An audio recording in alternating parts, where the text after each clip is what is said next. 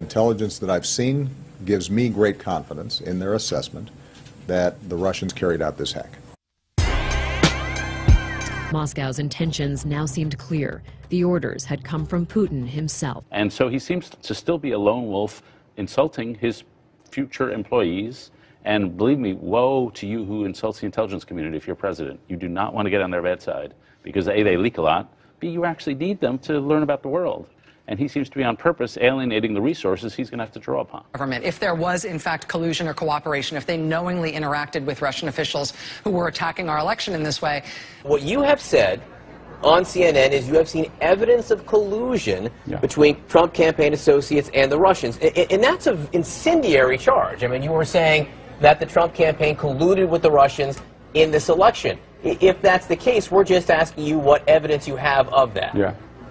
Well, I just gave you 2 examples. I have a lot more, John. But that's not evidence of collusion. Right before he met with Mr. Putin and talked with him at some length, which I'm glad he did, he said it's an honor to meet President Putin. An honor to meet the individual who carried out the assault against our election. To me, it was a dishonorable thing to say. Have gotten unfettered access to the White House, where they've been given national security secrets. The Judiciary and Intelligence Committees should still be given access to any transcripts or related summaries of the President's meeting with the Russian Foreign Minister and Ambassador, during which reports have alleged he may have divulged highly sensitive intelligence. He then said that if the U.S. administration finds it necessary, then Moscow is ready to provide the transcript of the Oval Office conversation to the Senate and Congress. However, the offer was brushed off by American lawmakers from both... Well, last time we found out why there has been such an epidemic of stupidity in the United States. That mean little country has attacked us with a secret weapon called goof gas. Right. One poof, you're a goof. It's not only Russia who will be sharpening their knives. Trump campaign in Moscow has identified a current official in the White House as a, quote, significant person of interest. It was another weekend of damage control for the Trump White House. Kushner, the president's son-in-law, one of his closest advisors, has come under FBI scrutiny. Breaking news, Kushner's Russia connection. Did the president try to stop ongoing FBI investigations? American workers will suffer if this deal goes through.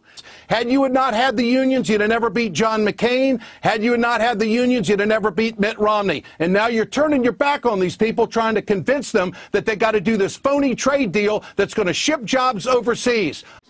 Question more. Russian propaganda outlets like RT and Sputnik. Russian state-sponsored media outlets RT and Sputnik in the lead-up to the election, quote, churned out manipulated truths, false news, stories, and conspiracies, end quote, providing a weaponized fake news effort openly supporting Donald Trump's candidacy, quoting again, while consistently offering negative coverage of Secretary Clinton. Robert Mercer is a computer programmer and hedge fund manager who dumped millions into getting Trump elected. Are they just vultures that all showed up to feed on the rotting corpse of the American society that Donald Trump represents? This Russian propaganda on steroids was designed to poison the national conversation in America. This fake news and disinformation was then hyped by the American media echo chamber and our own social media network. Robert Mercer is a tick, and he has bred all these other ticks like Steve Bannon and Bossie and Conway. They'll be back. We have this big, messy, wonderful country where we fight with each other all the time, but nobody tells us what to think, what to fight about, what to vote for, except other Americans.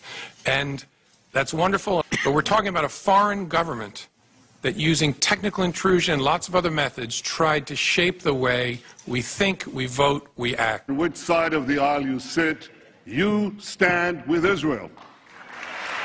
That is a big deal, and people need to recognize it. It's not about Republicans or Democrats. They're coming after America, which I hope we all love equally. They want to undermine our credibility in the face of the world. They think that this great experiment of ours is a threat to them, and so they're going to try to run it down and dirty it up as much as possible.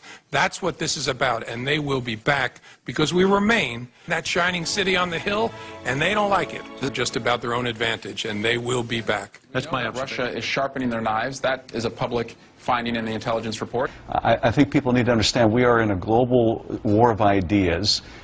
It's not communism versus capitalism, but it is authoritarianism versus democracy. And Putin is very much at the vanguard of that autocratic movement, and that ought to concern all of us. On this network on Friday, you said, yes, there is fire, and you said you've seen, quote, evidence on the unclassified and the classified side of that fire. So what's the evidence?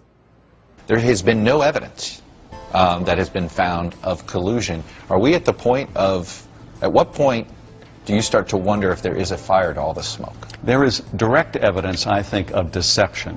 And that's where we begin the investigation. To me, it doesn't sound like you have evidence.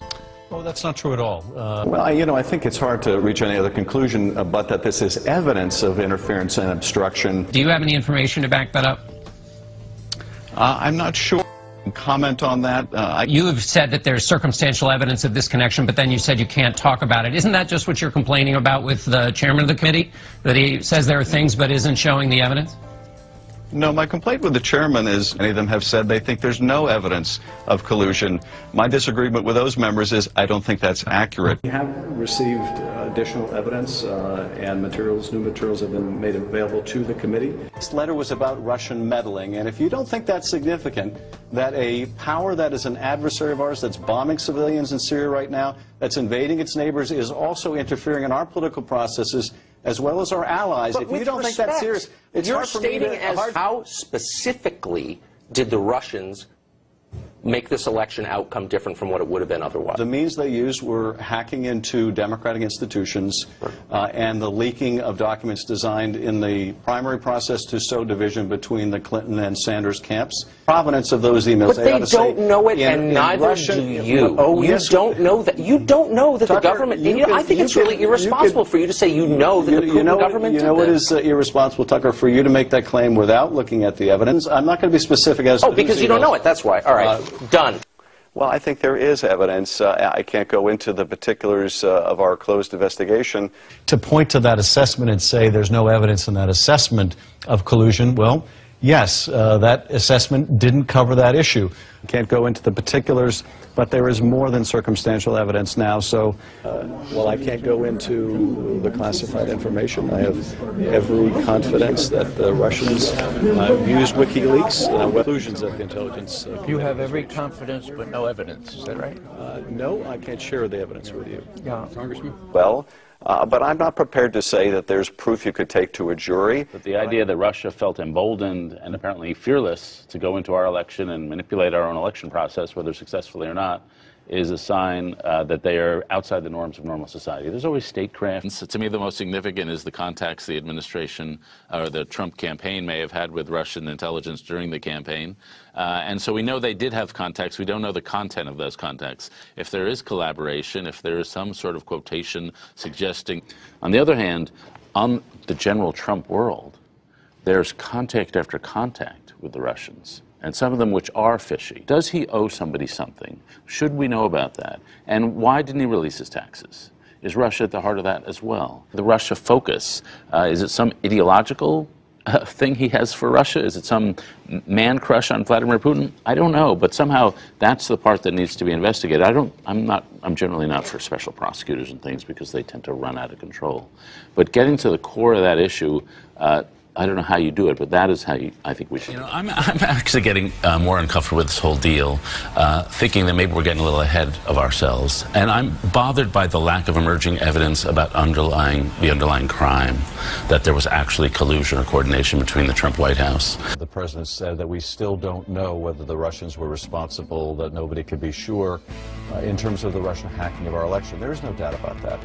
And to go into that meeting with Putin saying in Europe we don't know, simply not true, but also a great gift to Vladimir Putin in the run-up to that meeting. Yes, armed with a weapon which fired clouds of a strange substance called goof gas, Boris was lowering the nation's IQ in a hurry. Here, but what's clear, by this assessment we've been provided is that there was interference. What more do you need or you feel that you could be provided? Perhaps my biggest disappointment in all this is when the report came out in the Washington Post, Mr. Trump's first reaction was to defend Russia rather than support his own fact-based intelligence agency, the CIA. So at this point, you're absolutely certain, so why do you need more information? I guess I'm confused. If you're so certain. I'm confident in the reporting, but I want to know how they came to that conclusion. Let's confirm the information. Let's understand how they developed that. President-elect Trump, however, continues to dismiss the U.S. assessment that Russia is responsible. Well, it certainly indicates he doesn't take the word of the intelligence community, and that's what he's been doing repeatedly in terms of his public comments. 2 days before the G20 summit in Warsaw, he continued to question the intelligence community's high-confidence assessment that Russia interfered in the election. He brought up the Iraqi WMD as an illustration of the intelligence community getting it wrong, throwing doubt on our own intelligence gathering capability. We get the facts, we'll make our conclusions, but to jump to conclusions... I think it is a foregone conclusion about Russia's involvement. Everybody knows that Russia meddled in our elections. Really an existential threat to our democracy, which, if not faced appropriately, will simply encourage increased aggressive actions. The reality is that a foreign adversary intentionally influenced our 2016 presidential election. And our president may not want to confront this, but it is a reality, and one that our U.S. intelligence community agreed about with very high confidence. I think the president-elect is the only prominent America about whom I am aware that has not yet conceded that the Russians conducted a massive covert influence campaign. That is not contentious. These facts are not disputed by any serious person. He'd rather believe Vladimir Putin than the military and civilian intelligence professionals who are sworn to protect us. I think what Mr. Trump appears to be saying is that, no, it's not true, it's not accurate, I don't trust the intelligence committees. And I think that is an unfortunate. In spite of the Trump administration's ongoing efforts to convince all of us that there's nothing to see here with regard to Russian interference with our 2016 election and Trump team's connections to these efforts, we need to get to the bottom of this. I do agree with the intelligence committees. They are virtually unanimous. I think the evidence is overwhelming.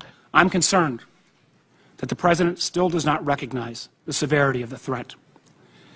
He, to date, I believe, has not even acknowledged the unanimous conclusions of the U.S. intelligence community that Russia massively intervened in our elections. It's why so many of us on this committee are concerned when the whole question of Russian intervention, the president continues to refer to it as a witch hunt and fake news, and there doesn't seem to be a recognition of the seriousness of this threat. There's no doubt that Russians and others have hacked. I mean, a foreign power tries to influence our election or damage our economy, for that matter.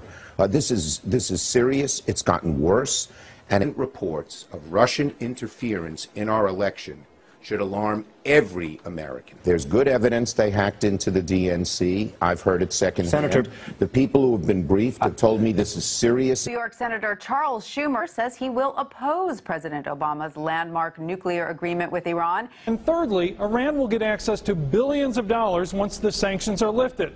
Money Schumer believes will be used to make the world even more unsafe. It seems pretty clear that they will use that money. And they can use these dollars, nothing in the agreement prohibits them, from building an ICBM. They already have missiles that can reach Israel and Europe, but not. We cannot allow foreign countries to influence our democracies. Do you agree, Director Clapper? I certainly do. It's a very bad deal. We're better off without it. When you consider you had the Prime Minister of Israel 2 weeks away from facing an election back home, standing before a joint meeting of the United States Congress and warning that President Obama's support of an agreement to freeze Iran's nuclear program is a bad deal. On February 14th, the New York Times published an article alleging that there was constant communications between the Trump campaign and the Russians and collusion regarding the election, that this was false, that there was no such facts anywhere that corroborated what the New York Times had reported. This is not fake news. Are you aware of any evidence that would suggest that in the 2016 campaign, anybody in the Trump campaign colluded with the Russian government or intelligence services in an improper fashion? And, Senator, my answer to that question would require me to reveal classified information, and so I can't answer that. The Guardian has reported that Britain's intelligence service, over the spring of 2016, multiple European allies passed on additional information to the United States about contacts between the Trump campaign and Russians. Is this accurate? Yes, it is, and it's also quite sensitive. What did the intelligence agencies do with the findings that I just spoke about that the Guardian wrote about? Well, I'm not sure about the accuracy of that article.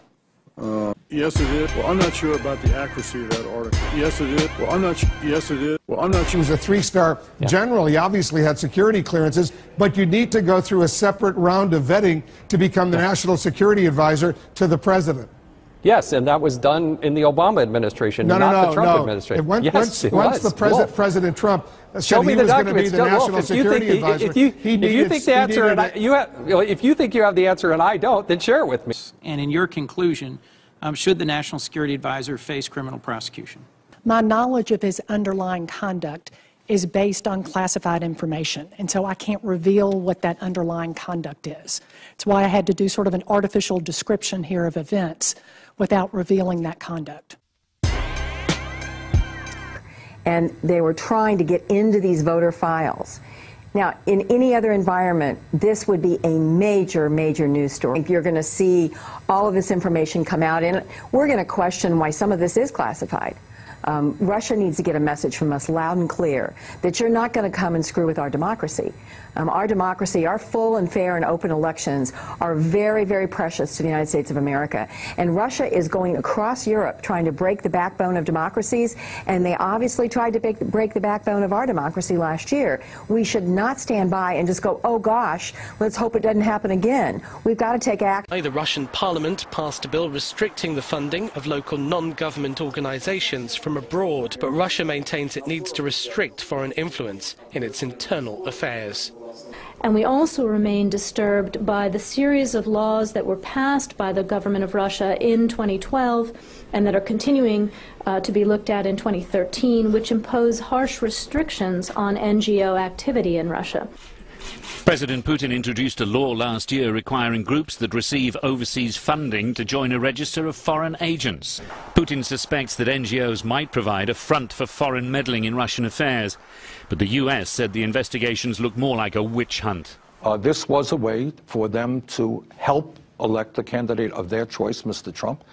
And I think it was also an effort to try to undermine in a significant way American democracy. So the wild speculation and conspiracy theories ended up harming our country. Conspiring, really, with the Russian hackers, with Guccifer. These facts are not disputed by any serious person. She's drawing a conspiracy theory. She doesn't have the evidence, but she is obviously hoping that this is that Robert Mueller and what the congressional committees could do. The media scoffed when they wrote what the president said in that letter. When I left, we did not have an investigation focused on President Trump. They insisted that Mr. Comey would never tell the president he was not under investigation. Well, we learned earlier this month from Mr. Comey himself that he had done exactly that. After Mr. Comey told the Gang of Eight that the president was not under investigation, the minority leader told the media that the president was under investigation. And of course, that further helped feed media hysteria. Investigation should be tough, strong, and bipartisan, and should have access to all materials, classified and not. Were you given access to do the forensics on those servers? We were not. We were a highly respected private company, eventually got access and shared with us what they saw there. If you were sitting on this side of the dais, what question would you be asking? I would be asking questions related to whether or not there was an impact on this election by foreign power, particularly the Russians, since the intelligence community is suggested and stated that they believe they did. But I do think members of this government have offices to run. Everybody knows that the dice are loaded. Everybody rolls with their fingers crossed. Everybody knows the war is over. Everybody knows the good guys lost.